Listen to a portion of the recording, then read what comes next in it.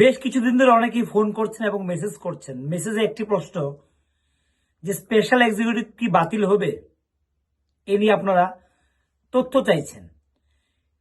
গত কিছুদিন আগে আমরা দেখলাম রাজধানীতে পুলিশ হেডকোয়ার্টারের সামনে স্পেশাল এক্সিকিউটিভের চাকরি প্রত্যাশীরা আবারও ধর্ণা বিক্ষোভ প্রদর্শন করেছে।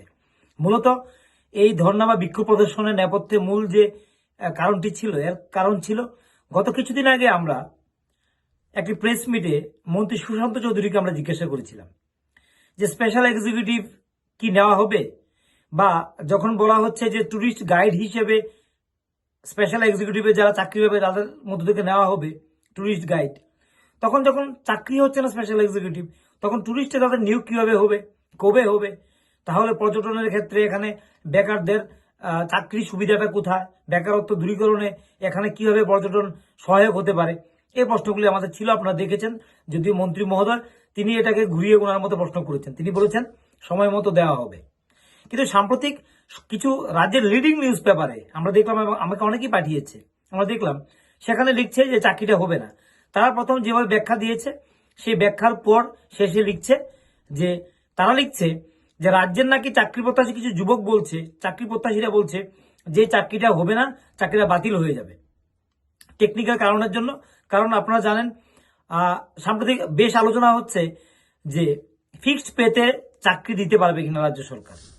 আপনারা দেখেছেন তো সুপ্রিম কোর্টে আপনার একটা ভার্ডিক্ট এসেছে, আপনারা দেখলেন, যে ক্ষেত্রে রাজ্য সরকার তার পদ্ধতি অনুসারে তার বেকারত্ব দূরীকরণের ক্ষেত্রে আরো বেশি বেশি পরিমাণ লোককে চাকরি সুবিধা দেওয়ার ক্ষেত্রে তিনি স্থির বেতনে একটা সরকার তা করতে পারবে বলে একটা সুপ্রিম কোর্ট থেকে এসএফবি করার পর রাজ্য সরকারের পক্ষে রায় এসেছে।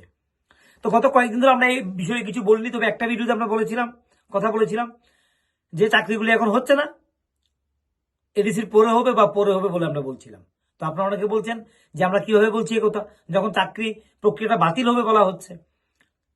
আমাদের বক্তব্য হচ্ছে সরকারিভাবে যখন কোনো সিদ্ধান্ত আসেনি, যেখানে মুখ্যমন্ত্রী শীঘ্র বলেছেন কিন্তু কোথাও দেবে না কথাটি বলেননি, কোনো সরকারি নোটিফিকেশন আমরা পাইনি, কোনো প্রেস মিট আমরা পাইনি, তাহলে সেখান থেকে দাঁড়িয়ে চাকরি প্রক্রিয়া বাতিল হবে সেটা বলে দেওয়াটা অনেকটা তড়িঘড়ি হয়ে যাবে, এটা জলবাজি হয়ে যাবে বলে আমরা মনে করছি। আজকে এই আলোচনা আমাদের এতটুকু বলার রয়েছে, এর বেশি বলার আমাদের নেই।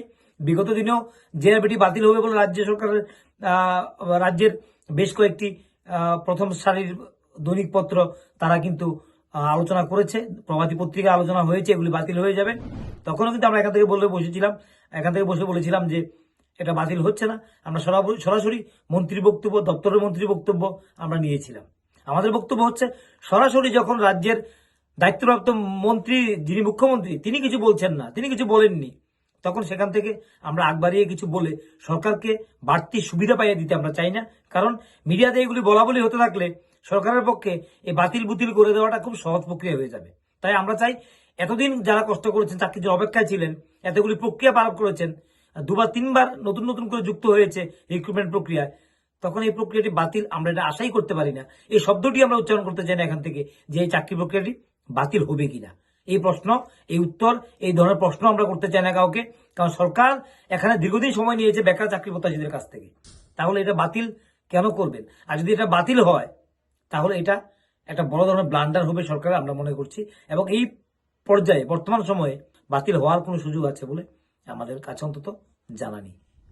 তো সবাই ভালো থাকুন, সুস্থ থাকুন, আমাদের সঙ্গে থাকুন, এবং যদি কোনো বেটার আপডেট আমরা পাই অবশ্যই জানাবো। আমরা আগেই বলেছি এডিসি নির্বাচনের আগে এমন কিছু হওয়ার সুযোগ এখন পর্যন্ত নেই। তবে টেট যারা চাকরি প্রত্যাশী তাদের নিয়োগ প্রক্রিয়াটা শুরু হচ্ছে। যদিও এই বিষয়টি নিয়ে আমরা বলেছিলাম জানুয়ারির দিকে, অনেকে ফোন যখন করেছিলেন, বলেছিলাম নতুন সেশনে জানুয়ারির দিকে যখন পরীক্ষা শেষ হবে ছেলে মেয়েদের, তখন একটা রিক্রুটমেন্টের প্রসেস শুরু হতে পারে।